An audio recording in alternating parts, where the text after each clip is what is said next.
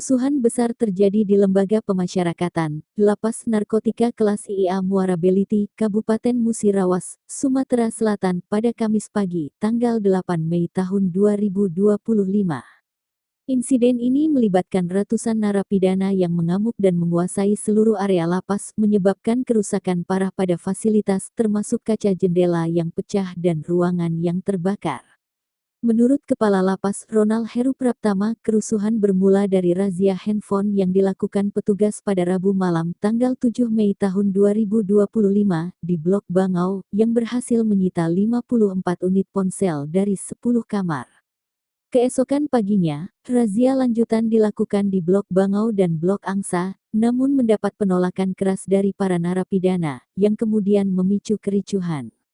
Aparat gabungan dari Polri dan TNI, termasuk Brimob dan kendaraan taktis seperti Barakuda dan Water Cannon, dikerahkan untuk mengendalikan situasi.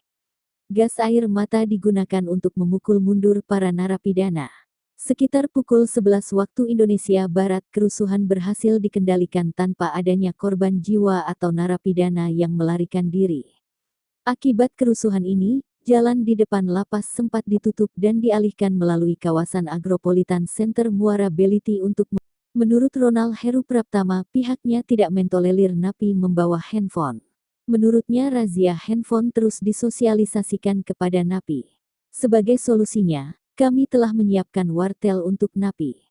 Ada sekitar 26 buah handphone yang kami siapkan, jelasnya. Ustaz Abdul Somad menjadi saksi mata langsung saat pecah kerusuhan di Lembaga Pemasyarakatan, Lapas Narkotika Muara Beliti, Kabupaten Musirawas, Sumatera Selatan, Kamis tanggal 8 Mei tahun 2025.